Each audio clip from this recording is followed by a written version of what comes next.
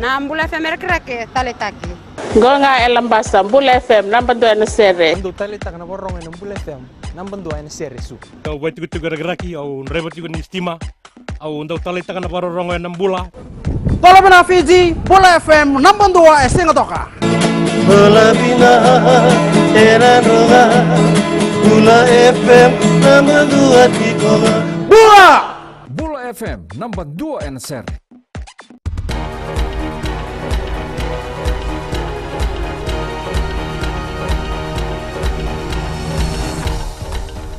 Ni sambula sai koyongo na vakaleleka ni nonda itukutuku. E roa reirai kina matevele wai lebu e suba e rona ngoni buli ena buli torodake ena nonro oka ena dhala ni tori labo pakailoa. E roa besutiko ena ngonongo o Manjit Singh ke Rajnil Vishal Chaudhry me dhavana kena tau endo na vaktulewa membaleta na nonro mbele mauti ena singalo tulebu. E senga ni wili kena matapele wai na bembe taki e bakaidori kina le ruongo.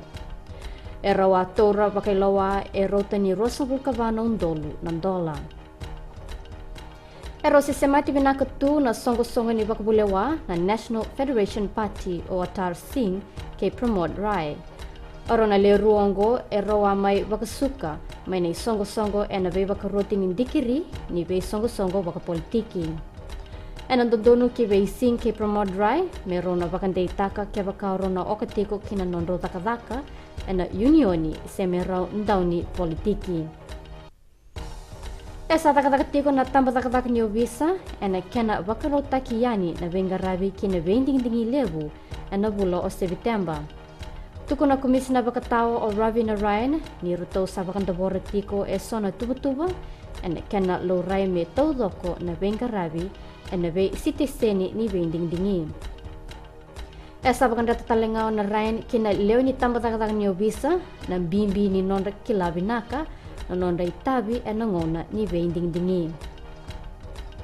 Kini gito, erto tamana tiko ni kua na nonda dorbo na kena vakaro takiani na sota ni Wellington Sevens e na singa vakarumbu Kongo. Tuko na Ryan ni baru taka na bakatangin dengende ni tu baki ni yango e sa tiko beroto na dorbo. Namatay ni gito wakatombo ni viti e rona sota tiko ke New Zealandi ni sibi na rua e na ona na miniti e na singalebu ni bakarumbuka. E sa may davay keri na vakaleleka ni nonda itukutuku ni temo demanda.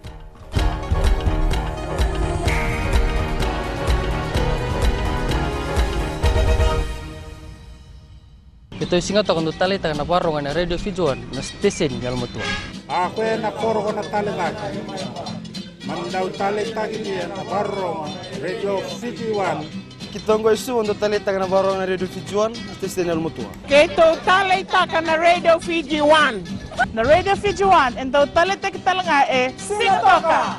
Station di Matno Pinatia na radio fijuan kwa yan. Na Radio Fijuan nandu mai biti na bonga ni BNN.